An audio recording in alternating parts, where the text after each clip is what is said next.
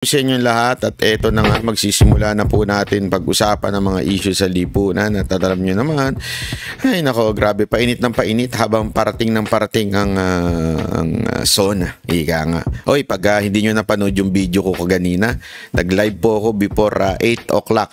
Yan po bago mag-esime na nag-live po tayo. 'Di ba Madam Samendang, napanood niyo po ba 'yon?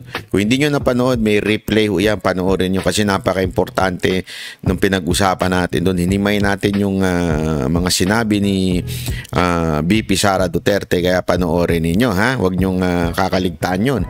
At the same time, panoorin din niyo po yung live natin kaganina. Ay ano pala, yung ano pala natin, yung sorry live tuloy. Yung vlog natin, yung paano ko ini-scam ng dalawa nating kasamahan. Kabanateros. So, panoorin nyo po yun, ha? Nood-nood lang tayo. Ngayong araw na to, pag-usapan natin yung mga issue pa ho na regarding the SONA. Alam nyo,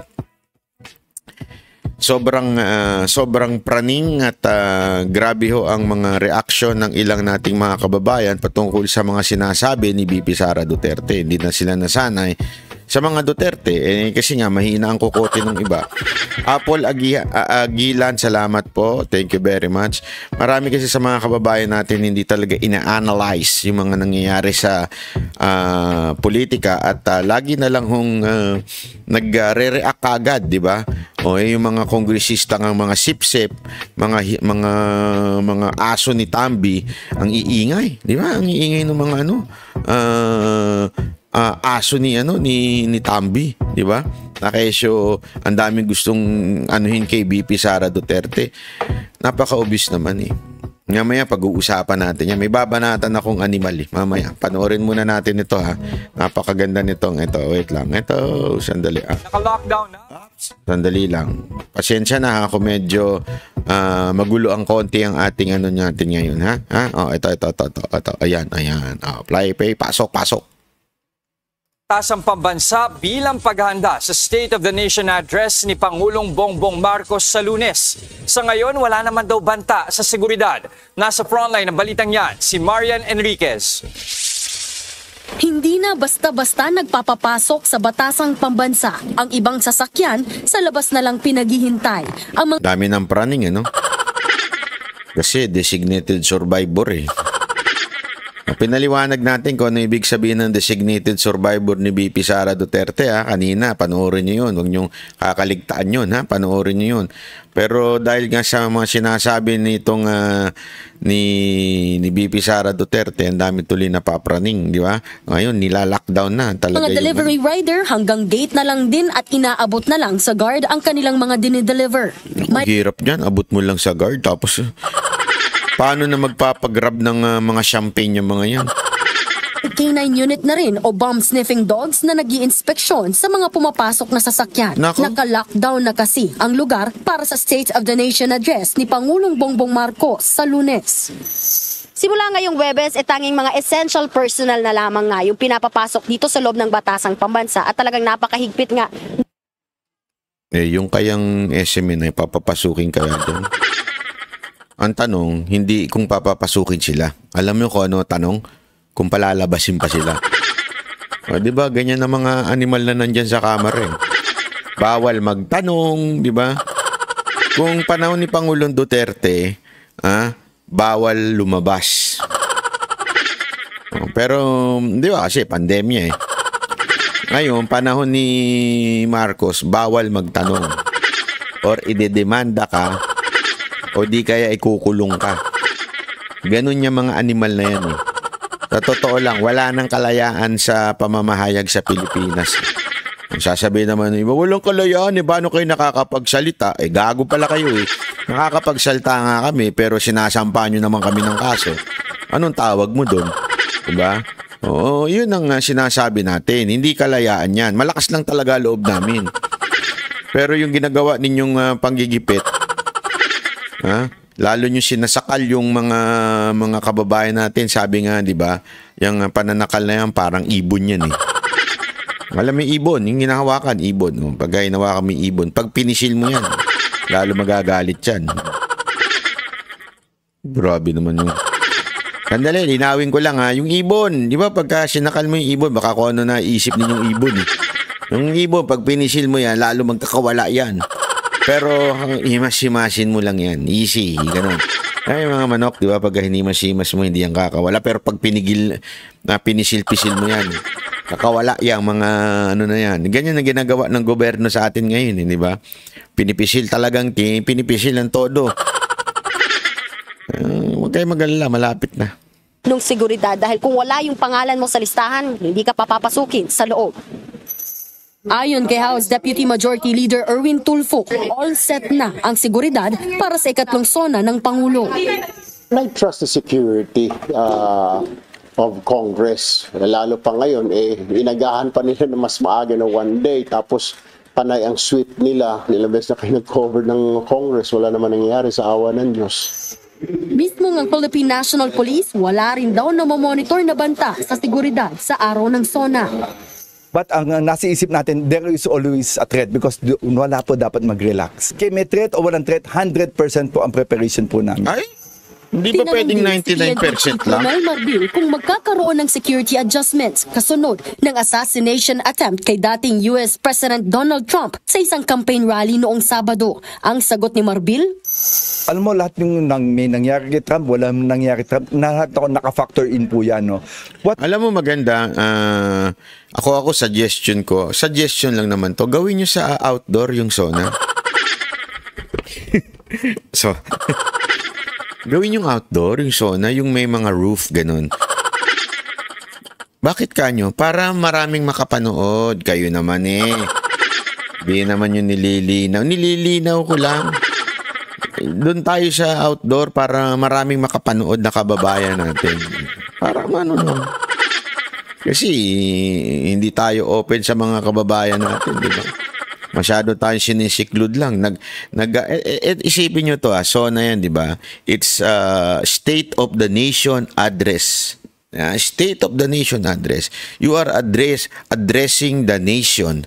Ibig sabihin ng mga Pilipino ina-address natin. Bakit yung mga congressman lang tsaka yung mga bisita lang ang ina-address natin, di ba? But dapat dun sa sa labas, dun kayo. Yun yung maganda, outdoor.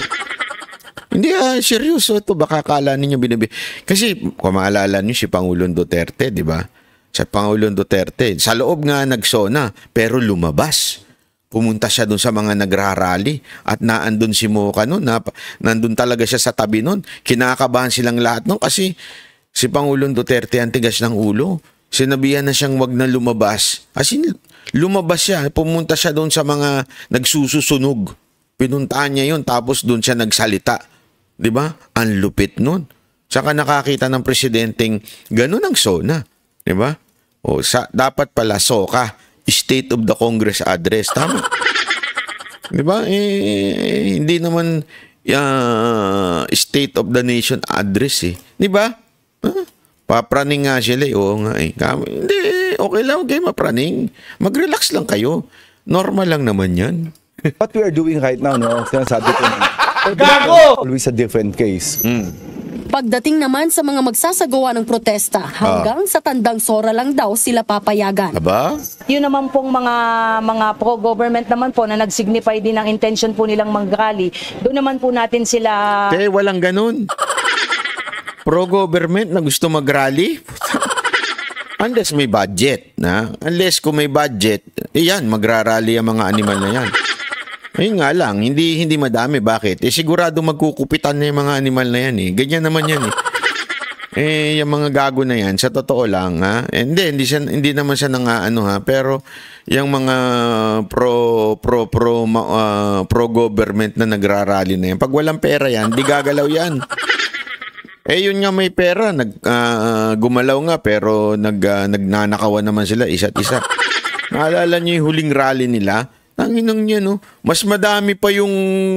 Hindi, totoo, walang biro ito. Yung huling rally nila, yung doon sa Sara Resign Movement, yung mga pautot nilang ganon. Mas marami pa kami nagpunta sa Hong Kong nun Nakita niyo yung sa dami ng nagpunta sa Hong Kong noon nung itong nakaraang kay OJC, mas marami pa kami doon Yung pinag-usapan natin dito hindi yung umattend yung delegates lang.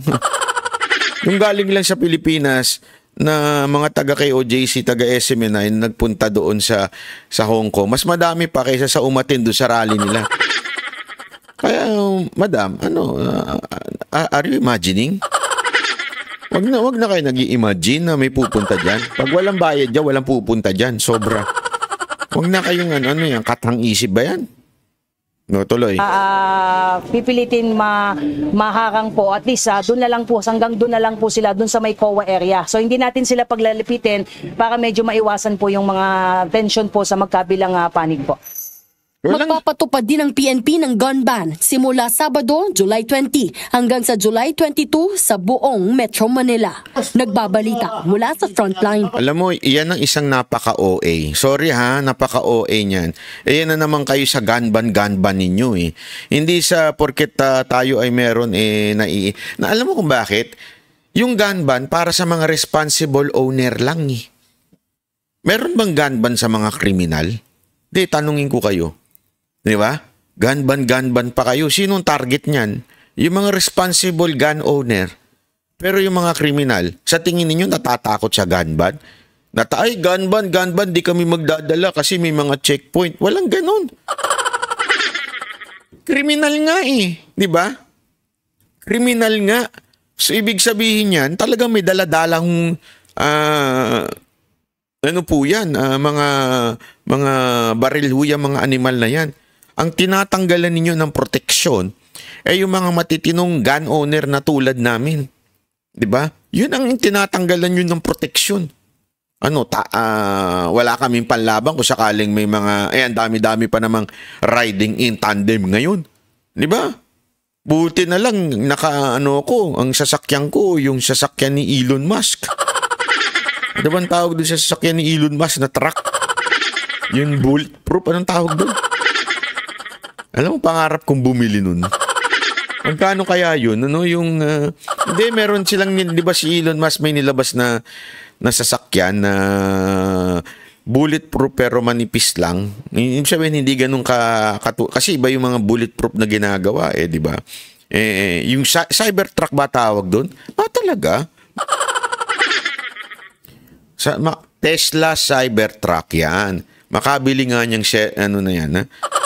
Di totoo, di ba? Comedy yung gun ban na yan. Napaka-OA. Sorry po hindi ng gun ban. Hindi naman po kasalanan ng PNP to. Sigurado inutos lang naman sa kanila to na gun ban na lang natin para sigurado. Siguro inutos na naman nung bida-bidang sekretary dyan. Hindi, si sekretary bida-bida naman lagi may pakulo ng ganyan eh. Tapos puro sila security, di ba? Ang tatapang na mga animal na yan kasi nga sila may security, may mga sarili silang mga pulis, pero yung mga iba ay wala. Tapos ginanban nyo pa. Ang hilig nyo talaga sa gangbang, ganban. Sorry na yung bibig ko. Ang hilig nila sa ganban ba? Di ba? Ang hilig-hilig, wala namang naidudulot na tama yung ganban na yan eh. Iba yung dinig ko. Sa ganbang. Ganban. Lilinaw ko lang medyo magulo yung yung dating sa inyo. Baka malabo yung transmission eh. Ito si Black Mamba. Oo, talagang in-spelling pa. Black Mamba yung pag-iisip mo Ganban. Okay? Ganban. Linawin natin, gun ban. Patutupad mula Saturday hanggang 22. Ano ba yung 22? Ang OA nyo? Election lang dapat yan may paganyan-ganyan pa kayo. Diba? 20 to 22. Ano ba yun? Monday 22. 23 pwede na. Ang OA? Ang OA nyo Pahinto-hinto pero okay lang. Kaya mo na. Okay na yan. Masyado naman kayong huwag na kayong nagagalit. Tsaga-tsaga na lang tayo sa ganitong klaseng connection. Hindi, one day nga, Randel Bunagan. Pag ako talaga nainis na sa Pilipinas, titiran lang ako sa bahay mo. Mag-rent na lang ako dun sa likod. Sige na, Randel. Ang laki-laki ng dekoran nyo. Magano lang ako doon, bili tayo nung ano doon, yung parang, yung, ano yun, yung sa truck, ganun, tapos ilagay ko na doon. Ang importante lang naman sa akin, may taihan at merong bidet. Yung mga iba, hindi na importante sa akin yun. Basta may taihan at saka may bidet. Yun lang naman ang importante sa buhay, di ba? Ako nga, gusto ko sana yung ano, yung mga tent, na, ano yung mga tent, di ba? Yung pupunta ka sa mga tent. Ang problema ko lang doon, walang taihan eh. Nasubukan nyo na bang tumais sa dyaryo? Hindi nangyari sa akin yun eh. Dati, nung unang panahon, nag-tent kami ng pamilya namin. Sa beach kami. O, di ba? Sa Batangas yun. Sa beach kami. Tapos, tinanong ko, paano saan kami tatay? Maghukay ka. Nang wete. Maghukay ka, lagyan mo ng papel. Ano naman yan eh. Tawag doon, mabubulok naman daw yun. Sabi ko, bulok naman talaga yung tayo ko. Mabubulok yun. Tapos, alam mo, iba pala kung sa tubig ka tumait tsaka sa papel, ano. Yung amoy, pag sa papel, amoy na amoy mo. Try ninyo. Diba? Try nyo. Pag sa tubig, at least na-absorb niya yung amoy. Tapos, paano ka maghuhugas? Dagat naman yun eh. So, pagkatapos mo magpupo, takbo ka na sa dagat. Tapos, doon ka sa tabing, sa may malapit-lapit. Kiss-kiss mo yung puwet mo doon. Baboy, banat ba yun? Hindi ako sa tubig, O bakit tayo na pinag-uusapan? Hindi kasi nakakasawa na yung ganitong gobyerno natin, no? Totoo, nakakasawa na yung ganito. Parang sarap magpunta na lang ng ng ibang lugar, no? Yun ang pinag-uusapan natin, kaya tayo umabot sa tae. Pagpasensya nyo na sa mga kumakain, ha? Kayo naman, yung iba dyan, diri sa tae, no? Parang hindi naman nanggaling sa tiyan nyo yan. Sige, tanungin ko kayo, saan ba galing yung tae? Bago naging tae yan, bago lumabas yan, saan galing? Nasa mga bitukan nyo yan eh. So wag na kayo mandiri, galing din sa loob nyo yan eh. Tama, mali. Tuloy natin tong gangbang na to, ha. Ganban. Simula Sabado, July 20 hanggang sa July 22 sa buong Metro Manila. Nagbabalita mula sa Frontline, Marian Enriquez, News Spot. Ayan si Marian Enriquez. Grabe to si Marian Enriquez, ha. Anyway, yan na nga yung praning na po sila sa mga issue dito sa ating bayan. At kitang-kita nyo naman, sila ho ay preparado na. OA nga lang yung pagka-prepare nila, di ba? Preparado na sila sa zona na ito. Nakala nyo naman. Anyway, tama din naman yan ginagawa ninyo. Tama naman yung ginagawa ninyo na mag-prepare kayo. Baka kasi huli nyo na to eh. Di ba? Huli nyo na. Itong taon na ito. Huling zona nyo na ngayong taon, di ba? Naman, masyado naman kayo. Dadagdagan mo na naman yung kaso. Si Dison. Dami rin tanga kasi, no? Ewan ko ba, may mga, lang talaga eh. Yung, bakit kaya sinasabi ni Banat Boy? Yung yung ganito, ganyan. Diba? Hindi, kaya nila pinagpre-preparan yan. Malay nyo naman, diba? Malay nyo, talagang, they are getting ready for the real change. Yun. Kaya kung sino man yung may hawak ng lintik na video na yan, ilabas na yan, ha? Utangin na, wag nyo nang patagalin yan, ha? Ano ba? Inaalagaan nyo ba yan hanggang dumami yung video na yan? Hindi, kasi linawin natin, may mga nagsasabi dyan na hindi tayo naniniwala sa video. Di ba, Boss Dada? Nasabi nila, hindi daw totoo yung video na yan, ganyan. Wala po kami sinasabing hindi totoo yung video. Wag po kayong tanga, kayong mga MDS dyan. Hindi po namin sinasabing hindi totoo yung video. Ang sinasabi namin, kung may video, ilabas na.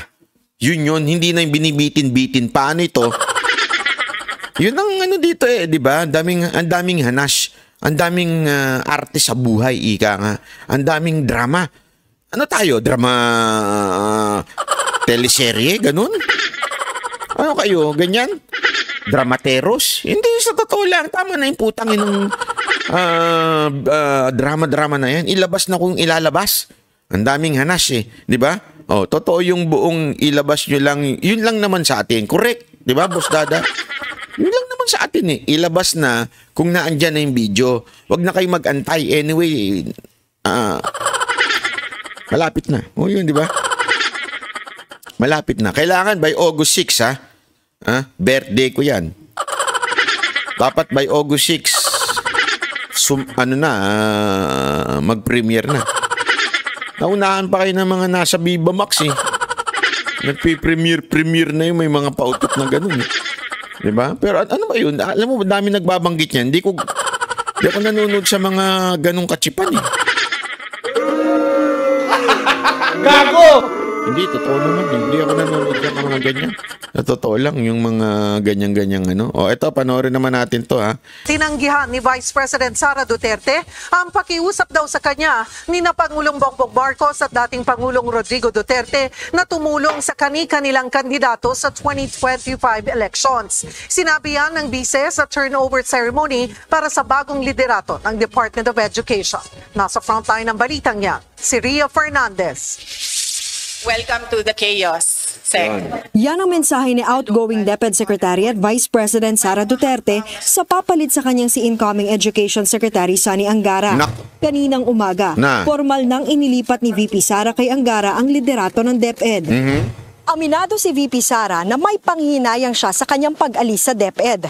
Napamahal na raw kasi sa kanya ang mga tao rito. Gusto rin daw sana niya noon na matapos ang mga deliverable para sa ahensya ng administrasyon. Pero si Angara ang sasalo ng mga nakabinbing programa ng DepEd, gaya ng Matatag Center, revised senior high school curriculum, at pagdadagdag ng benepisyo para sa mga guro. Ngunit, aaminin ko na sa ikli ng panahon, may mga hakbang na sadyang hindi natin natapos. Nais kong ipaubaya ito sa ating susunod na kalihim ng kagawaran. I hope we can all work together. Sama-sama po tayong magtrabaho para sa ating mga minamahal na guro at para sa kabataang Pilipino. Sama-sama tayong magtulungan upang iangat ang antas ng edukasyon sa bansa patungo sa bagong Pilipinas. Yun. Hanggang ngayon, palaisipan ang rason ni VP Sara sa pagkalas niya sa gabinete ng Administrasyong Marcos. Sabi niya, mahaba ang kwento niyan. Tinanong din ng bise kung may kinalaman ba rito si First Lady Liza Araneta Marcos. Ang sagot niya, no. Kasi wala naman din kinalaman si First Lady sa trabaho namin ni Pangulong Marcos. Medyo mahaba yung kwento na yun eh. We need a sit down for the reasons. Merong personal sa aming dalawa ni President Marcos which stems from yung napag-usapan namin bago ako pumayag na tumakbong Vice President. Meron siyang sa trabaho at meron siyang sa bayan. Matatanda ang sinabi noon ni First Lady Liza na bad shot na sa kanya si Sara. Nag-ugat yan sa umano'y pagtawa ng bise ng tawaging bangag ni dating Pangulong Rodrigo Duterte si Pangulong Marcos. Bagamat hindi dadalo sa SONA ngayong taon si VP Sara, sinabi niyang okay naman ang relasyon nila ng Pangulo. Before ako nag-resign, meron kaming isang meeting kung saan inimbita ako ni President Marcos na sumali, tumulong sa administration para sa mga senator candidates. At sabi ko sa kanya, hindi muna ako sasali sa midterm elections. Pati nga raw ang ama niyang si Pangulong Rodrigo Duterte, hinindian niya nang imbitahan siyang mangampanya para sa mga kandidato ng PDP. By chance, nakita kami ni former President Duterte. Inimbita din niya ako na mangampanya, tumulong, sumuporta para sa mga candidates ng PDP. So sinabi ko din sa kanya na hindi muna ako sasali sa midterm elections. Paliwanag ni VP Sara, kailangan daw niya munang pag-isipan kung ano ang magiging direksyon niya sa darating na eleksyon. Hindi na rin daw siya tatanggap ng anumang posisyon sa gabinete. Pero ang klaro, nakatakda raw siyang magkaroon ng heart-to-heart meeting kasama ang PDP re-electionists na sina Senador Bato de la Rosa at Bongo pagkatapos ng SONA. Nagbabalita mula sa Frontline, Ria Fernandez, News 5. Mga kapatid, mga kapatid. Parang ano no? Yun ang gusto kong komentuhan eh. Mga kapatid. Parang ano talaga no? Parang merong something eh. Mga kapatid. And then anyway, kanina diniscuss natin na mahaba ito, di ba? Diniscuss na natin na mahaba ito. Panoorin nyo na lang sa unang live natin before SMNI. Nag-live po tayo. Maganda po yung live natin doon. Umabot po tayo ng 6,000 doon. Ha? In behalf of my 6,000 viewers.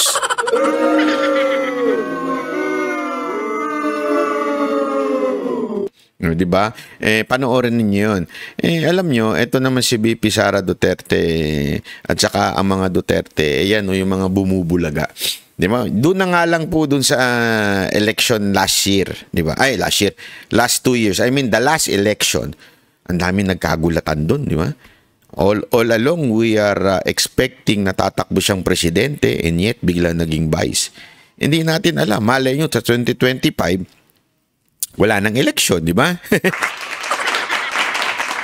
Malay nyo lang naman. Wala naman ako sinabi no. Malay nyo, di ba? Marami pang mangyayari. Ano pa lang ngayon? July. August, September, October. Di ba? October. Diyan pa lang magpapiling. Tapos sa susunod, simula ng kampanya. January hanggang June na yan. Naku po, diyan na madugo. Diyan na magkakaalaman talaga. Yan nakakaano yan. Pero gayon pa man, mahaba pa ho yung panahon na yun. Ilang buwan pa ho yun. Di ba? Ilang buwan pa ho yun bago talaga magkaroon ng final decision.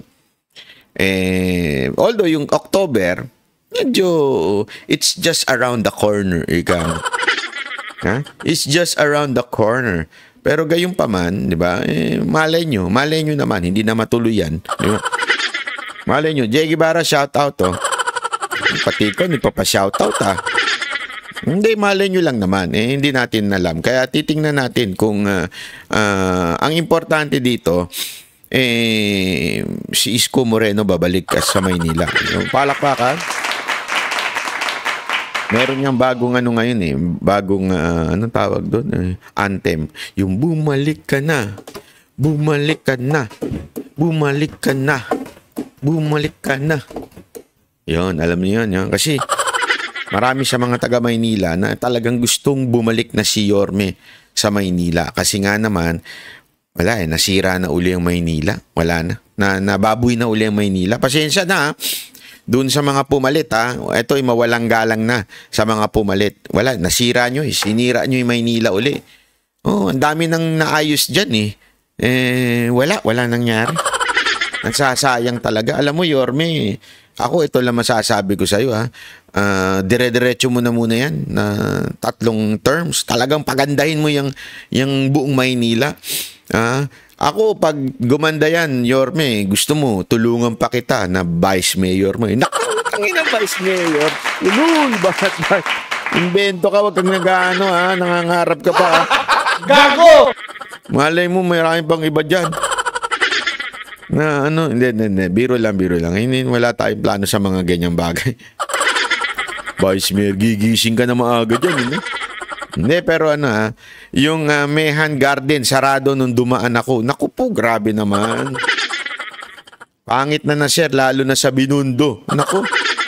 Ayan Yorme, makinig kaya Hindi, si Yorme nakikinig dito Baka kala ninyo na kinumentuhan niya nga yung video ko kagabi. Sinend niya sa akin may echo mga sound effect. Ayoko na, ayoko na. Kung daming alam Wag na lang. Kung dami yung Wag na lang may echo pala Wag na ako mag-live. Wag na. Itigil na to. Babay na. Sige na. Babay na. Yan ang Banateros. Boses ng ordinaryo Pilipino. Banateros ay walang magkakaawan.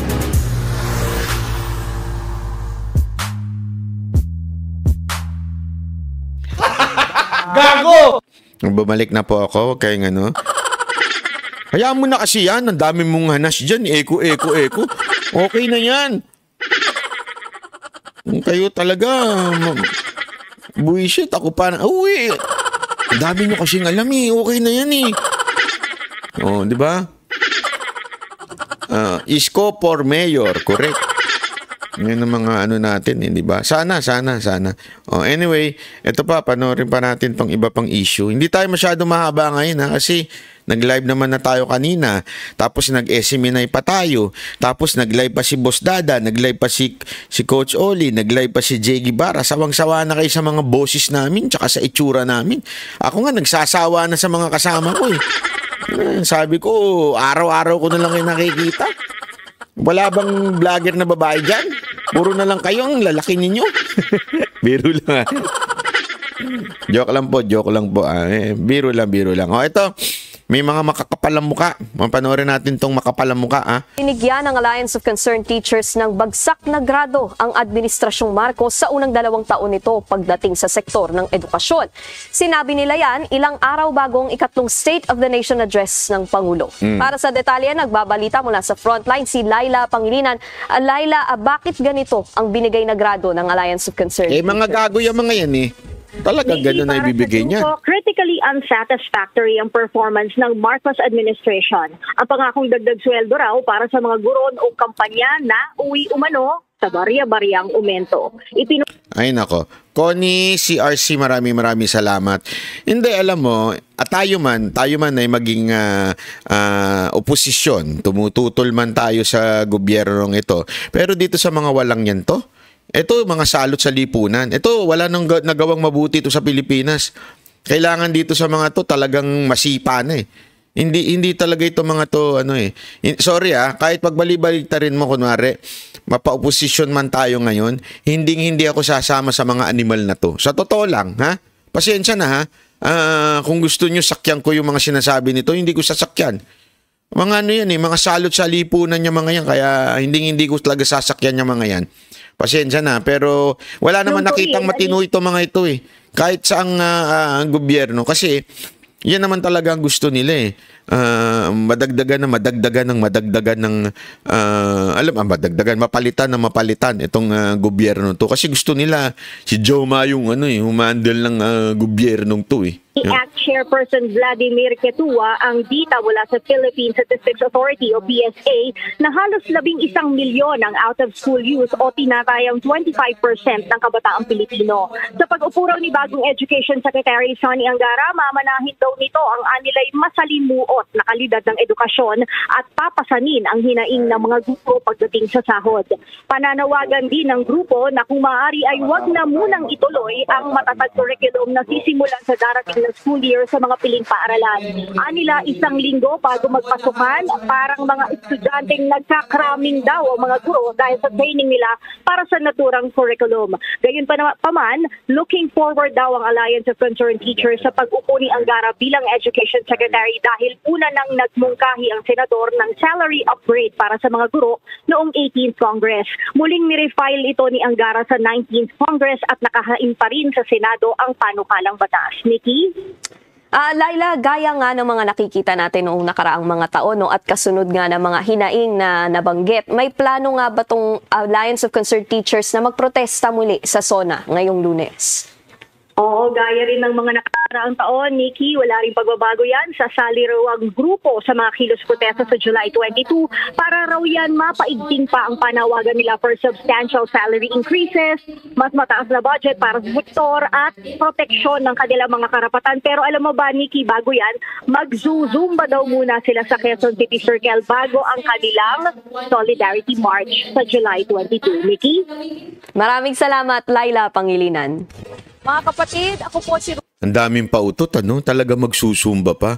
Alam nyo, kayo, bago kayo magsalita ng ganyang kadami-dami, ayusin nyo muna yung ninyo, yung pagiging convicted child abuser ng isang kasamahan ninyo. Diba?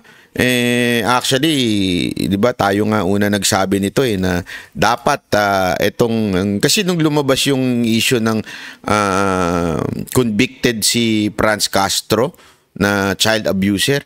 Nagkaroon kaagad ng SMNI. Tayo na nagsabi dyan pinuna kaagad natin tong si Romualdez. Di ba? Kung si Kong Tebes nga na hindi convicted, ibig sabihin na ayon sa ating batas, kung ikaw ay hindi convicted, ikaw ay inosente. Di ba? Ganun ang ating batas. Gayunpaman, tinanggal nyo sa pagiging kongresista ito si Tebes.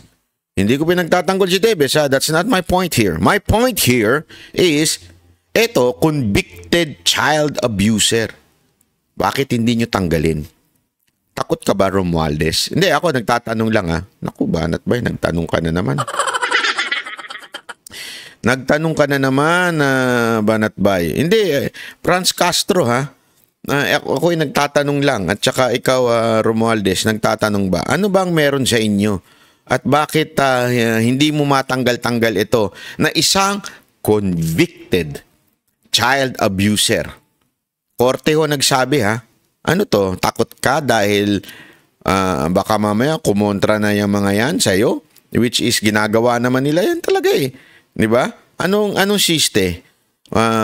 Bakit hindi mo matanggal? V kaibigan. Uy! Mga to siguro, mga vegan siguro ito. Di ba tama? V kaibigan. Convicted, lock her up. Naku, grabe ang taray. Hindi, alam mo, diyan nga tayo nagtataka Mantakin mo isipin mo to mga animal na si Ontiveros. Ontiveros, makinig ka makinig ka sa akin, sasabihin kong babae ka, umayos ka. Ikaw, kesyo champion ka for mga children, sinasabi mo si Pastor Kibuloy, bla bla bla, ganito. Gaga ka ba? Nagtatanong lang naman ako, kung gaga ka. Tatanong lang to, Tanong lang. Si Pastor Kibuloy hindi pa convicted na child abuse yung kaso niya. Pero kung makahunting kayo todo-todo. Eto si Franz Castro. Convicted. Convicted. Ibig sabihin, siya ho ay hinatulan na ng husgado. Bakit di mo makundina? Akala ko ba labang ka ng mga nagcha-child abuse. Bakit di mo mapuna-puna itong si Franz Castro? Gaga ka ba? Nagtatanong lang. Nagtatanong lang po ako Hindi kasi, hindi mura yun Baka akala ninyo mura yung salitang gaga. Iba, may meaning po yun. Sabihin, di ba Kasi anong kalokohan po yun? Sorry Anong kalokohan po yun? Yung mga nagkukondena, ikaw, Abalos, isa ka pa. May paganyan-ganyan ka pa. Child abuser yan Mga ganun-ganun. Child abuser yan Hindi pa naman convicted. Again, let's ilagay natin sa tamang konteksto to. Ilagay natin sa legal term. Hindi pa ho siya convicted. May appeal pa. Actually, hindi pa nga appeal Hindi pa nga talaga nahatulan ng husgado. And yet, pag ganun-ganun ka pa. Mga ganun-ganun ka pa, Abalos. At sinasabi mong, dapat ba, huli na yan, nanginginig ka pa para kasi gadun. Di ba? Bakit ito? Wala kang imik dito sa isang convicted child abuser. Convicted, Kung talagang, hindi, kasi ang punto natin dito, wala naman sa jurisdiction nila yon. Okay? Dahil, as far as I know, kaya hindi siya nakukulong ngayon kasi under appeal pa yung kanyang But, meron na sinabi ang korte.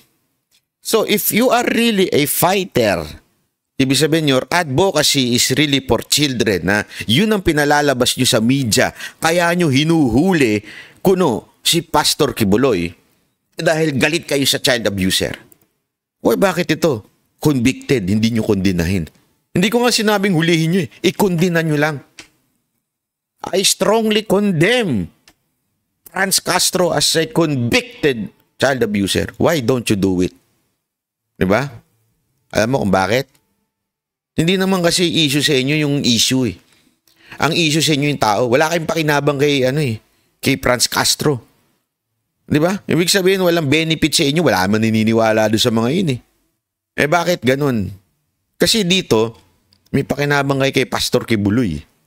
O di kaya, meron nag-utos sa inyo. Gipitin nyo yan si Pastor Kibuloy, ha? Di ba kasi may kinikwento nga si Pastor. Di ko, naikwento ba nila, Boss Dada, yun? Feeling ko naikwento nila, eh. Di ba na gusto talagang kunin ng gobyerno ang SMNI? Tapos hindi pumayag si Pastor Kibuloy. Alam niyo yung kwento na yun? Kinuwento ni Pastor yun eh. Kila Boss Dada, tapos kinuwento ni Boss Dada, tapos ikinuwento ko lang.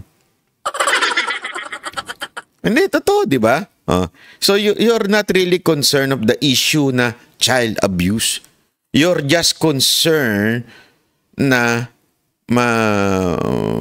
makulayan nyo ng masama ang si Pastor Kibuloy. Eto nga matatawa ka. Matatawa ka. Alam mo kung bakit? Ha? Sabi ni Franz Castro tsaka yung mga lintik na mga komunista na yan. Sabi niya, etong Duterte, Kibuloy, diba? Syndicate. May paganyan-ganyan pa sila. Ito yung mga abuse. Diba? Ginanyan pa nila eh. Duterte, Kibuloy, syndicate. Ay! Naglalay. Diba? Yung paganyan-ganyan pa sila. O ano nangyari? Wala. Nga. Anong ibig sabihin nun? Diba? Ibig sabihin, sabi nga nila, kahit di ako naniniwala, ang karma digital. Hindi, totoo. Yung mismong namumuno sa pag-akusa na makasalanan to. Yun naman pala, makasalanan. Alam mo, naalala ko yung mga Pariseo nun eh. Nung panahon ng New Testament, yung mga Pariseo, di ba? Sabi nung nananalangin, sabi niya, Lord, pagpalain mo ako ha? Pagpalain mo ako ha? Bakit? Wag siya, kasi siya makasalanan. Ako, mabuting tao. Ganun. Di ba? Ganun yung mga Pariseo eh. Ako, mabuting tao, masamang tao yun. Ako ang pagpalain mo. Yung pala, pag hinubaran mo, yung tiningnan mong kaloob-looban, ayun. Yun ang tunay na convicted child abuser na booking. Yan ang tinatawag na. Hindi, ito walang biro. That's what you call God works in a mysterious way. Ika nga. Hindi, yung mga, kasi dito mo makikita talaga sabi ko, grabe, Grabe rin yung, talagang God works in a mysterious ways. Ito, mga taga kay OGC, alam niyo, sigurado ako, sinasabi sa inyo ni Pastor Kibuloy yan. Yung pagkundi na ng todo-todo. Meron pa ngang sinabi si Abalos Sabi ni Abalos, kayo mga taga kay OGC, huwag niyong ginagamit na pangsangga mga kabataan. Kala mo talagang alam mo yung concern sa kabataan, ginagamit na pananggala ang mga kabataan. Parang ganun, galit na galit si Abalos, di ba? O eto, nasa tabi mo. Nasa tabi ninyo. Katabi ninyo sa mga pagtitipon dyan sa kamera. Convicted child abuser, hindi nyo makundina. Anong tawag sa inyo? Ha? Hindi, ako, nagtatanong lang ako, Secretary Abalos. Tanong lang ulito anong tawag sa inyo? Na kung makaturo kayo sa ibang tao, grabe. Pero yung mga kasamahan ninyo, mga katabi ninyo, ganun. Anong tawag sa inyo? Double standard hypocrite Hintigan ko na mabanggit yung mura. Hindi, totoo naman, di ba? Double standard. Hypocrite. Yan tuloy. Bumabalik sa inyo. Ang sabi nga ni Cherry B. Sabi nga, medyo madilim kasi hindi ko mabasa. Pagpasensya nyo na, hindi ko masyado mabasa. Hindi ako nagbabasa ngayon masyado ng group chat kasi madilim. Hindi totoo naman, di ba? Dilim-dilim mo, hindi mo mabasa. Gago! Pagka lumiwanag yan, baka mabasa natin. Di ba? Hindi siya totoo lang Hypocrisy, yun yung talagang sabi nga there would be a day for reckoning, di ba? Darating yung panahon na babawian kayo ng tadhana. Kung ayaw nyo maniwala sa Panginoon, tadhana na lang. Pero kung merong naniniwala kayo sa Panginoon, lahat ng kasamaan sa mundo na ito babalik sa inyo. Hindi, maybe not this time. Not this time, not this administration. Pero easy lang. Malay nyo sa next month, next Yun, mga ganun. Next 2 months, bumalik sa inyo. Malay nyo lang naman. Hindi naman ako nagsasabi. Wala mo ko sinasabi, ha? O, ito pa. Meron pa akong isang maganda tong ano to. Grabe to. Natatawa ako dito. Sobrang natatawa ako dito. Sabi ko, wow, ikaw pa talaga nagsabi, ha? No comment, ha? No comment. Hindi ko sasabihin, mamaya, magsumbong to sa amo niya, Anarot. O yan, at least lumiwanag. Anarot, salamat, ha? At minsan, may silbi ka rin pala. Hindi, joke lang, Anarot, ha? Ito. Panoorin nyo to. Ito. Saan na yan? Wait, where is that? Ay? Wala, Ano wala? Ito, yan. Resolusyon ng COMELEC para sa paggamit ng Artificial Intelligence o AI sa darating na eleksyon. Plano raw nilang ipagbawal ang paggamit ng AI at deepfakes sa pangangampanya. Nasa frontline ng balitang yan, Simon Gualvez. How do you regulate social media when it may intrude into a purely constitutional issue of violation of the freedom of speech and the freedom of expression? Yun ang malaking problem natin. Ito ang hamon ni COMELEC Chairman George Garcia kasabay ng kauna-unahang forum na pinangunahan ng ahensya tungkol sa artificial intelligence na posibleng makaapekto sa eleksyon. Kasama sa mga dumalo ang mga kinatawan ng mga political party, mga election watchdog at iba pang stakeholders. Ang pakay nila makagawa ng regulasyon na mag-iigpit sa mga kandidato pagdating sa social media. Ibig sabihin, kahit walang batas, sapat na ang paglalabas ng resolusyon ng COMELEC. Isa sa target ng COMELEC, pagbawalan ng paggamit ng AI at deepfake sa pangangampanya. Ang problem po talaga natin yung misinformation, disinformation, and fake news directed against a candidate, directed against a political party.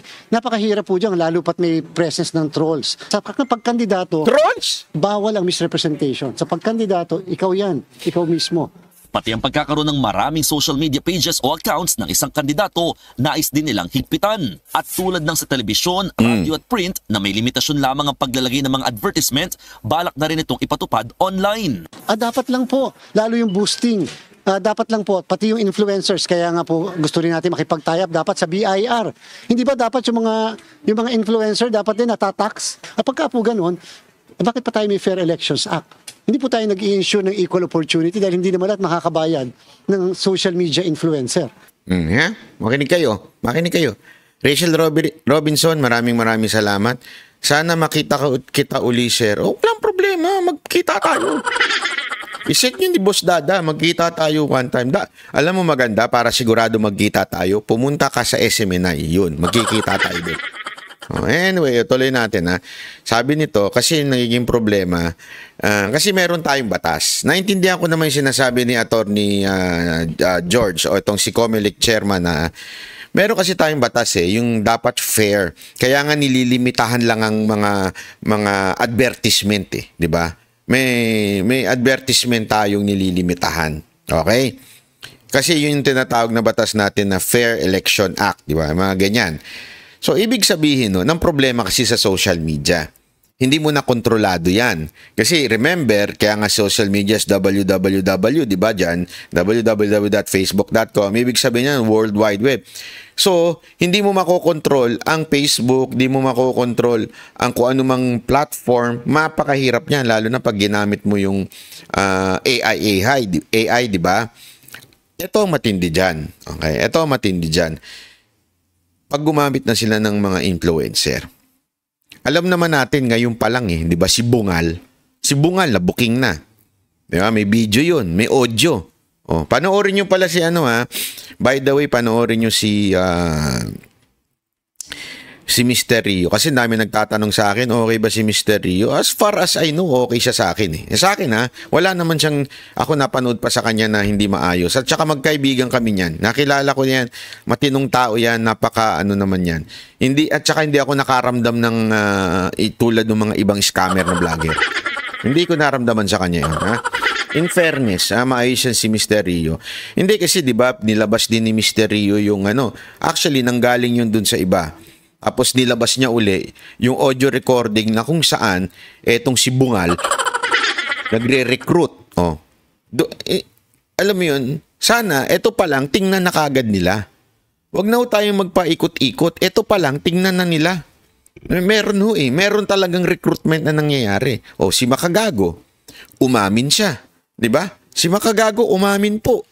Huwag na tayong mag-ikot-ikot ng hanapan pa ng sino. Inamin na nga ni Makagago eh. Yun lang sa akin. Andiyan na umamin na sila. O edi bakit hindi simulan natin ng investigasyon sa kanila? O. Tapos 'di ba meron akong binalita sa inyo, yung middleman. O. Yung middleman ng mga hip-hopper na nagre-recruit. Naalala nyo kung sino yon? Naalala nyo? O. Hindi, ako wala akong problema sa tao na ito pagdating sa hindi politika.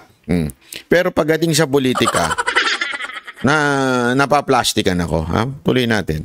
Sa ngayon, may 2 social media platform na raw ang nagparating sa COMELEC ng kahandaan nilang tumulong sa halalan. Paliwanag ng COMELEC, hindi naman nawawala yung mga disclaimer na donated ang isang promotion o advertisement sa kandidato na ipinopost sa social media. Kaya isa ito sa nais ding i-regulate ng ahensya na dapat daw maideklara sa COMELEC oras na magsimula ang kampanya. Wala namang problema sa ilang social media influencers gaya ni Boss Toyo ang mga binabalak na paghihigpit ng COMELEC. Pero sana raw magkaroon pa rin ng paglilinaw, lalo na kung hindi naman talaga sila nagpapabayad sa isang kandidato. Siyempre hindi naman lahat ng mga... Inunahan mo na brad ha? Inunahan mo na ha? Hindi sinabi, hindi okay naman yan pero sana lang kung hindi naman ibig sabihin nagpapabayad na kagad kung sinusuportahan mo. Wow! Inunahan mo na kagad brad ha? Ang galing mo rin palakpakan.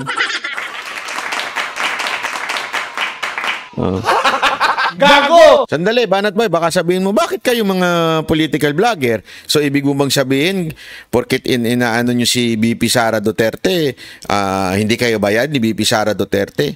Sandali lang, mga kaibigan. Kami, wala pang eleksyon, ganito na kami. Nagigets nyo? Wala pang eleksyon. Actually, if you would see us, we're consistent. Diba? We're consistent ever since 2015 hanggang ngayon. Tuloy-tuloy yung political vlogging namin Hindi kami nagbabago. Hindi nga kami bumababa Ibig sabihin, hindi kami yung maghihinay-hinay muna kasi walang eleksyon. Walang ganun. Tuloy-tuloy kami. Sa katunayan, ang humihinay-hinay sa amin, yung mga sarili naming mga vlog, yung mga adventure namin. Tama, mali. Pero ito, pinangungunahan niya na kaagad na, sandali, kung kaibigan namin yun, sabi nga, pumipiyo ka agad, nagiging defensive. Defensive ka, Boss Toyo? Tanong lang. Influencer na katulad ko, may bayad. So, hindi na, yung iba, kaibigan na before pa maging sikat. Nang utanginan niya na. Kaibigan na daw bago ba Kaibigan? Hindi. Ito lang ako, nagtatanong lang ako, Boss. Ito, seryosong tanong lang to, ha? Hindi, kasi baka sabihin nyo, bakit yung mga kagers dyan, kay Boss? Wala akong problema sa kanya in terms of non-political content. Pero kasi, napaka-obvious yung mga ganitong klaseng diskarte, mga sabihin mo na, kaibigan naman namin, paano kung kaibigan namin, gusto namin i-promote, blah, blah, blah. Kung kaibigan mo yan, ngayon mo lang babanggitin, parating ang eleksyon. Ano to? Nanggagago ba tayo? Hindi. Alam mo yun, kung maloloko mo yung mga followers mo, sige, maloko mo. Pero yung mga tao mauutak, kaibigan mo, never mo na-mention. Mami-mention mo lang siya during the campaign. Tapos sasabihin mo, we are not paid. Hindi, ako yung nagtatanong lang ha. Nagigets nyo yung logic. Di ba? Ako, kaibigan ko si Isko. Yeah? As in, kaibigan ko si Isko. Hindi nyo ba nakikita kahit hindi ko siya kandidato, paulit-ulit kong binabanggit siya, from time to time, nababanggit ko siya? Kasi kaibigan ko Nagigets nyo? Diba? Yun ang talagang totoong kaibigan mo. Kaya pag may naalala ka na, maganda to, ganito. Naalala mo ngayon si Isko, diba? Sasabihin mo ito. Pero yung out of nowhere, hindi ka political vlogger, tapos sasabihin mo, pagdating ng kampanya, bigla ka ganito, magsasabi ka ng ganyan, ganyan, tapos sasabihin mo kaibigan mo. Sinong niloko mo? Sinong ginago mo? Sinong ginawa mong tanga? Gets? Diyan pa lang, kitang-kita mo na dumedefensive ka na, ibig sabihin, may plano kayo. Tama, mali. Di ba? Mia Morex, salamat po. Thank you very much, ha? Salamat. Kasi alam mo, Boy Toyo. Ano mo pangalan to? Boss Toyo. Ayokong tawagin Boss Toyo to eh. Boy Toyo na lang, pwede ba? Kasi si Boss Dada ang naalala ko eh. Lian mo, Orsine, salamat po. Hindi, di ba? Boy Toyo. Ito lang ha, pansinin mo ha. Hindi lang namang masama kasi. Aminin nyo na lang yung katotohanan. Aminin nyo na lang ho yung katotohanan. Katulad di ba ni Makagago, mas re-respetuhin ko ba si Makagago kaysa sa'yo kung sakasakali kung sakasakali lang naman. Bakit? At least si Makagago, di ba? Inamin niya. Bayaran ako eh. At least umamin. Tama, mali. At least sinabi niya, bayaran talaga ako eh. Wala tayong magagawa. Bayaran ako eh. Ito, gagamitin mo yung content mo, tapos sasabihin mo, wala, kaibigan mo lang. Sige, again, wala po akong sinasabing binabayaran si Boy Toyo, ha? Wala akong sinasabing ganun. Kaya lang, hindi ako maniniwala na wala. Ano ko to eh? This is my opinion. This is my opinion. Wala akong sinasabing binabayaran siya, pero yung kanyang argumento na sinasabi niyang kaibigan namin eh. Ano ngayon kung kaibigan namin? Paano yun? Tapos during the campaign, bigla mo mababanggit out of nowhere. Di ba? Parang, okay, sige. Mapaniwala mo yung iba, wag kami. Di ba? Yan lang sa akin eh. Pero sige, di maniwala ka dun sa iba. Mapaniwala mo yung mga followers mo. Pero ako, isang taong nag-iisip, ako nag-iisip ako siyempre, obvious ba? Out of nowhere, bigla mo na lang binanggit. Bigla ka na lang, biglang ganito. Imposible naman po yun. Tama, mali. Ako, tanong lang sa inyo. Ano sa tingin ninyo? Di ba? Tuloy. Naging popular, kasama na namin sila, mga kaibigan na namin. So, minsan, talagang pakikisama din lang yung ginagawa namin. Wow, pakikisama, nakakasama daw nila. Ay, naku, no comment talaga. No comment. Nakikisama kasi mga kaibigan naman nila, pakikisama na lang daw yung kanilang gagawin. If ever they will promote and campaign, pakikisama. Hindi, kayo, tanungin ko kayo. Hindi, baka kasi mali rin ako eh. Baka mali ako. Tanungin ko kayo, naniniwala kayo?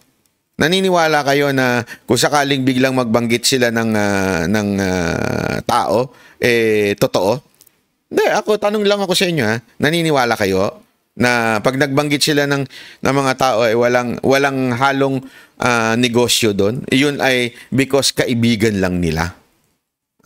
Sabi ni Diego Latigo, ginagawa tayo kasing tanga niyan. Oo nga sabi ko nga. Tanungin ko kayo. Kayong tatanungin ko yung mga komento ninyo, sabihin nyo dyan. Para lang putol-putol lang video, di tapon mo na. Gano'n lang naman kasimple, mga share, mga ma'am. Pag putol-putol ang video, may echo, malabo internet, lag ako, tapon nyo na yung cellphone nyo. Huwag na kayong manood. Ganun na lang kasimple. Joke lang po Init ng ulo ni Banat. Pati mga viewers, binabanatan. Hindi kasi ganun ako. Para wala nang arte, pagka may nakita kayo, ang pangit ng video ni Banat ba yun? Naglalag, pangit ng boses, di malabo. Di tapon na lang. Okay na yun sa akin. Putol-putol. Di tapon na lang yung mga cellphone. Okay na yan. Anyway, hindi, sabi tuloy ng iba ni Lodi. Hindi, joke ko lang po kayo. Huwag kayo Huwag nyo itapon yung cellphone nyo, ibigay nyo lang sa akin. Hindi, biro lang. I-repress nyo lang. Repress lang yan. Lagi ganun. Pag naglalaglag, yung laglag, di ba? Yung laglag, yung nag-i-stop mo, whatever. May napapansin kayong i-repress nyo lang. Kasi pansin niyo kayo lang nagre-reklamo. Yung iba, nakikidig. Ibig sabihin, hindi ko naman sinasabing reklamador kayo, Hindi ko sinasabing ganun. Ang sinasabi ko lang, pag kayo lang ang nakakakita ng masama, o nakakakita ng hindi maganda dun sa reception ng inyong cellphone, ibig sabihin, there is something wrong. To be honest, medyo naglalag, boss. Kumbaga, fluctuating. Oo nga Napansin ko rin naman yan. Kaya lang, wala tayong magagawa dyan. Siguro kung ganyan talaga, gawin natin, itapon na lang natin yung mga cellphone natin. Pare-pareho. Gusto nyo, sabay, pati yung laptop ko, itapon ko na rin eh. Wala tayong magawa eh. Ganun talaga eh. Wala eh. Ganyan ang internet sa Pilipinas. So, anyway, ibaba nga natin. Gawin na nating 500 kbps tong animal na to. Ayan Ayan, 1,000 na lang. Pag yan pa, naglaglag eh. Ay, grabe. Totoo ba yan? Ako po, Sir Banat, na nakawan ng cellphone habang nakikinig sa inyo last 20. Saan ka nag-cellphone nun? Huwag kasi kayo mag-cellphone sa ano. Palitan ng cellphone niya, Nanarot. Pakipalitan. Pakitawagan niya yung si, palitan niyo yung cellphone. Sige na, Nanarot. Huwag ka na umarte. Ha? Oo. Ito, tuloy natin si Boss Toyo. Gayunman, handa rin naman silang ideklara sa pamahalaan ng mga posibleng kitain sa pangangampanya. Nakatak na magsagwa ng iba pang forum ang COMELEC sa mga darating na araw. Sa ikalawang linggo naman ng Agosto, balak ilabas ang regulasyon. Alam mo, sa totoo lang, simple lang naman ito eh. Kung gusto talagang, sorry COMELEC, kung gusto nyo talagang mabuking, etong mga silipin nyo sa tax yung mga influencer. Silipin nyo yung tax nila kung nagbabayad. Kasi yayabang niya mga yan, nagpapakita na sobra daming mga Silipin nyo yung binabayaran nila sa BIR. Madali lang naman, totoo lang kung seryoso yung kanitong campaign, tingnan ninyo yung BIR nila. Kaya nga ako minsan nasisisi ako eh. Hindi totoo sa minsan nakakapagsisi, no? Yung pinili nating kandidato kuripot, no? Totoo, walang biro. Yung pinili nating kandidato, kasi mga Duterte, sa totoo lang, kuripot po sila eh. Wala ko silang yung pabonus. Walang ganun, yung mga, wala kang talaga eh. Tapos, sinamahan mo pa ng SBG. Hindi, si SBG, kuripot din yan. Pero matulungin. Matulungin sa matulungin, okay. Pero hindi katulad yan ng mga Romualdez, iba yan. Ibang level yung mga yan, di ba? Mga Romualdez. Yung mga katulad nila. Ayoko nang sabayin si Saldi ko, mamaya ko ano na naman maisip niya. Diba? Wala naman ko sinasabing, hindi kasi pag binanggit mo si Saldi ko, masyadong sensitive siya eh. Diba? Wala naman tayo sinasabing, kaya ayoko nang siyang sabihin eh. Hindi ko na lang siya sasabihin, si Romualdez na lang. Diba? Ito mga natin. Kaya nga, lakas ng loob ko sabihin na silipin nyo yung mga tax. Kasi diyan mo malalaman sa mga tax. Di ba? Diyan mo malalaman. Malalaman mo talaga itong mga influencer na to sa tax. Maniwala kayo sa akin. Sa tax yan, ayusin nyo yung tax niyan. Naku po, maniwala ka. Ang dami nyo mahuhuli dyan. Bigyan ko yung halimbawa. Halimbawa lang. Yung dati, nakatira sa kubo-kubo na ngayon nakakondo na. Di ba? Gago! Kilala niyo kung sino? Totoo, dati ang mga chinuchupanga nun, mga tigwa 150. Ngayon, naging 500 na. Hindi, dapat totoo, pati yung mga ganon, yung mga binabayad sa mga chupanga. Alam niyo yung mga chupanga na yun? Dapat tinataksan yun eh. Totoo lang. Kasi kung tinaksan mo, yung laki ng kikitain nila. Kasi hindi nabubuhay yun na walang chupanga sa isang araw eh. Kaya isipin mo kung itataksan mo lagi yun, ang laki ng kinita ng gobyerno doon. Sino pa? Yung dating nagmamaneho lang ng kung ano-ano. Ngayon, naka-Raptor na, di ba?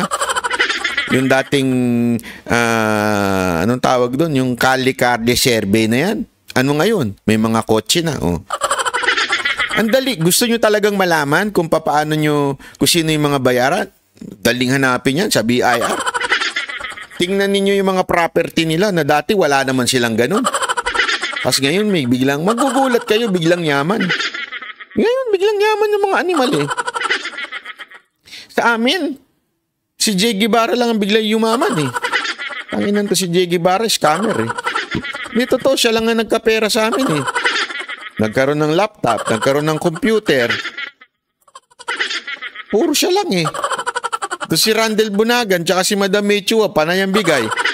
Kaya tuloy nagkakapera yung si Jay Guevara. Ewan ko ba, bakit ako hindi nangyari sa buhay ko yan? Ba't ganun, Nung pumasok ako sa vlogging, parang na-scam ako. Feeling ko lang naman, ha? Feeling ko lang naman. Naubos ang pera ko, eh. Lalo na nagkaroon ng banateros, medyo nagsisisi nga ako, eh. Sabi ko, ba't ba ako nagtayo ng banateros? Lalong naubos ang pera ko, ah. Minsan kasi, alam mo yung minsan nangyayari na hindi mo akalain, alam mo yung maganda naman yung puso mo, gusto mo lang naman magtayo ng banateros, tapos biglang one day, isang araw, in-scam ka na. Diba? Mga ganun ba? Kung hindi nyo maintindihan sinasabi ko, in-upload ko yun. Video na yun. Commercial lang pala yun, eh, no? Grabe si Banat Bay, nang-commercial. Commercial lang po yun sa vlog ko, okay? Para lang sa kaalaman ninyo. Oh, ito. Tuloy na natin. Ano pa bang issue? Ito pa, issue. Tingnan natin, ha? Ito kasi maraming issue ngayon, eh. Ano pa bang issue? Ito. Ito. Yan, ito. Special report.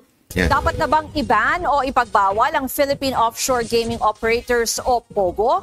Isa yan sa mga may init na usapin ngayon kasunod ng pagkakaugnay ng mga ito sa krimen. Para sa ilang eksperto at mambabatas, matinding banta sa seguridad ang mga POGO. Narito ang Frontline Special Report. Yun! Nakong puso.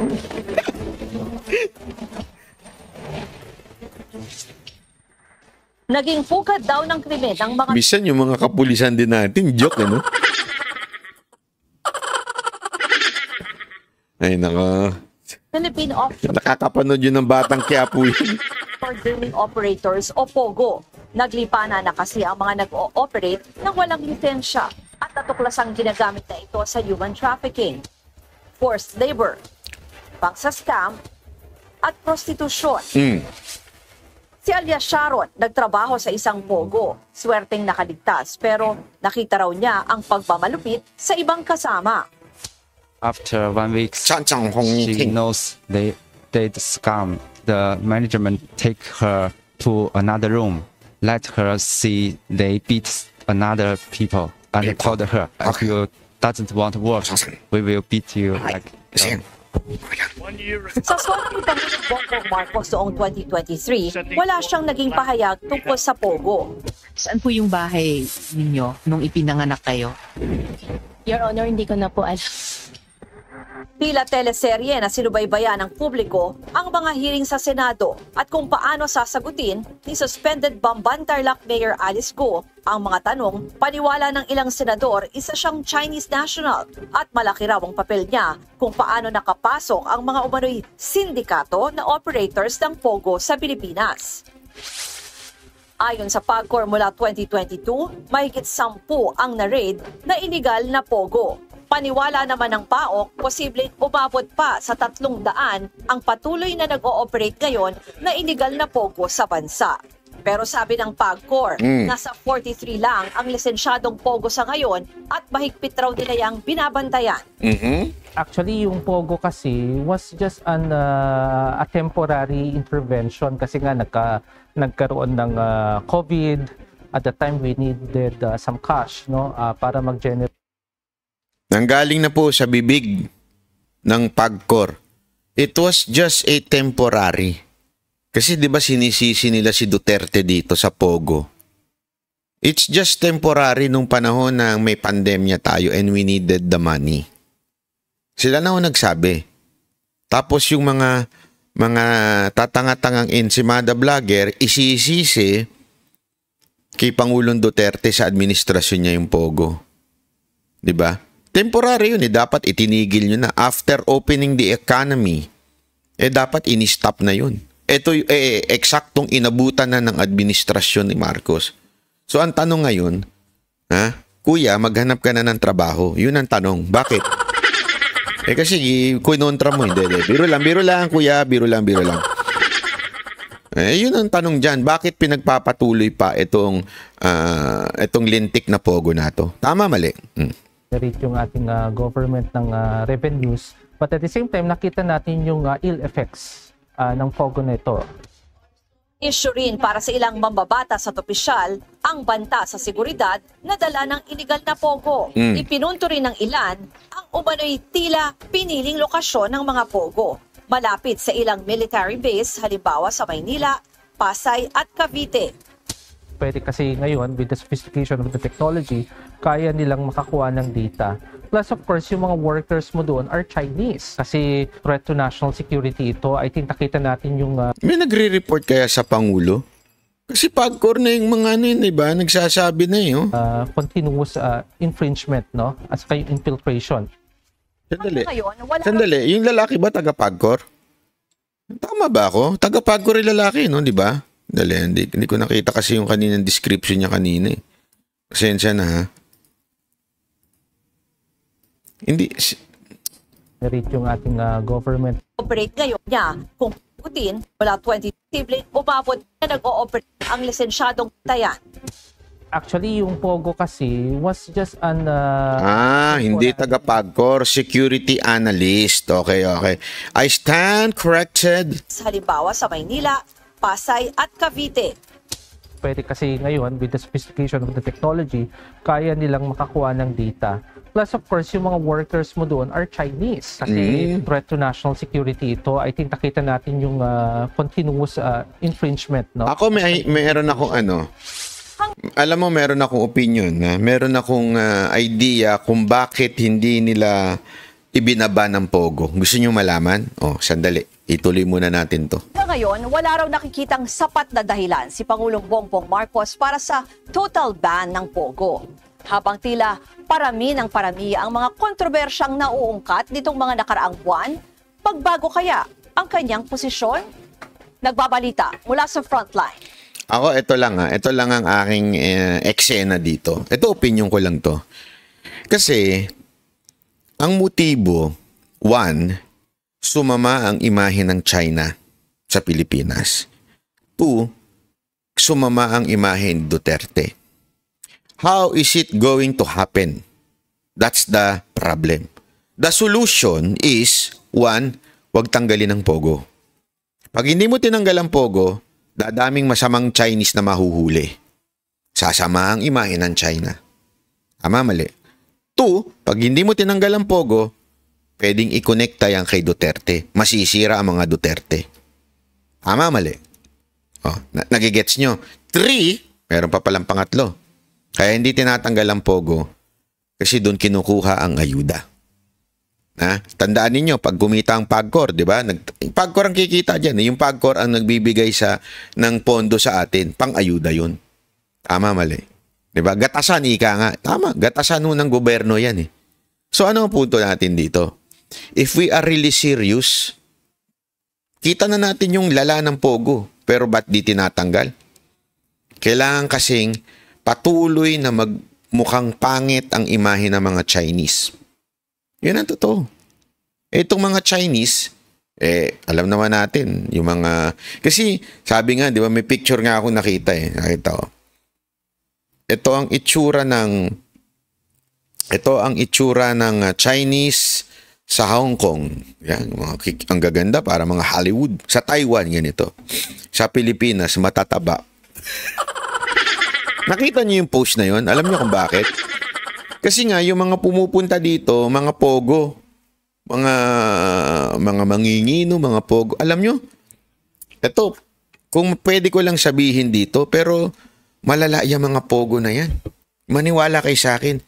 Sila talaga ang sumisira sa Pilipinas. Itong mga Pogo. Kaya nga ako, sa totoo lang, naiirita na ako kasi paulit-ulit, pero wala namang tayong ginagawa. Paulit-ulit na alam naman natin may problema tayo sa Pogo pero wala naman tayong ginagawa. Anong essence nun? Ulit-ulit lang para tayong mga sirang plaka tapos wala naman pala mangyayari. Di ba?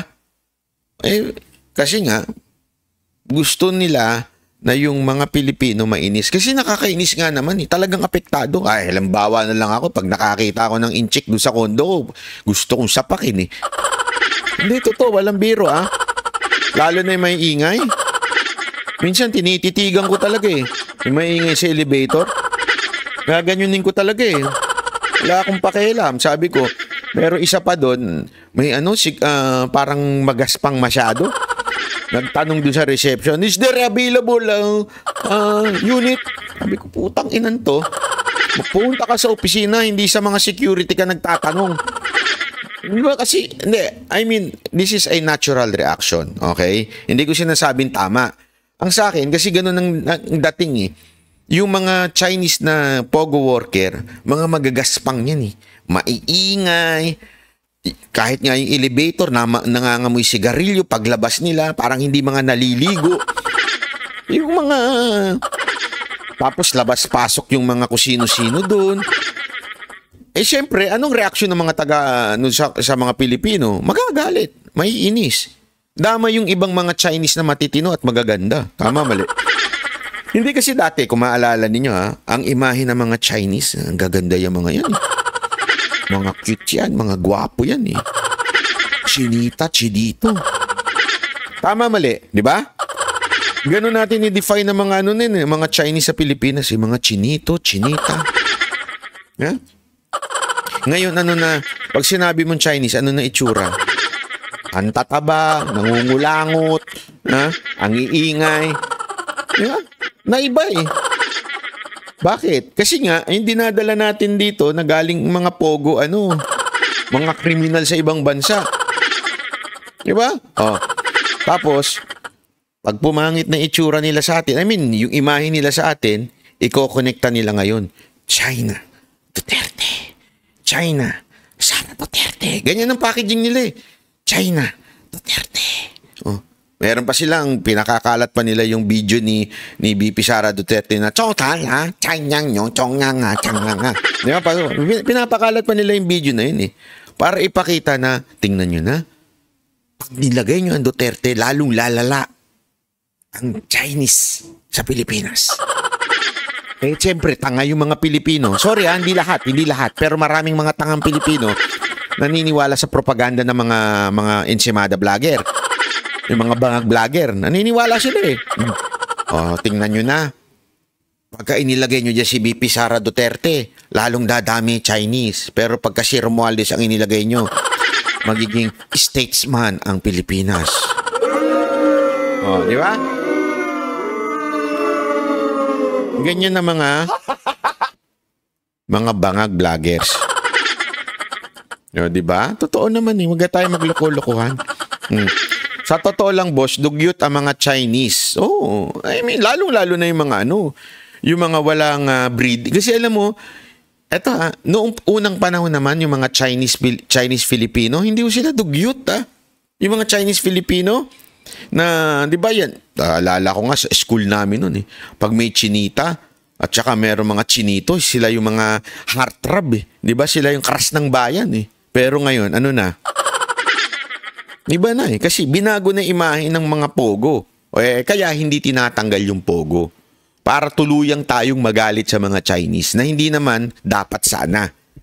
Nagkataon lang itong mga pogo workers ay mga outcast yan doon sa kanilang bansa. Tama, mali. Alam mo na ang motibo ng pamahalaan na ito. Di ba? Ganyan talaga eh. Wala tayong magawa. Anyway, maraming salamat. Kita-kits ulit tayo bukas. Ano na ba bukas? Biyernes na. Grabe, bilis talaga ng araw. No? Pagkatas ng Biyernes, Saturday na. Pagkatas ng Saturday, Sunday na. No? Ang bilis talaga ng araw. Pagkatas ng Sunday, Monday na. Iba na presidente. Joke lang. Gago! Biro lang Kayo naman, mamaya, masyado kayong Sandali linawin ko lang sa gobyernong ito. Komedyante po ako So yung mga sinasabi ko dito, comedy lang Huwag kayo nagpapaniwala. Baka mamaya, si Banat Bay, may sinasabi na naman ganito. Si Banat Bay, ano na naman ng ganyan. Komedyante po ako, hindi po ako siniseryoso.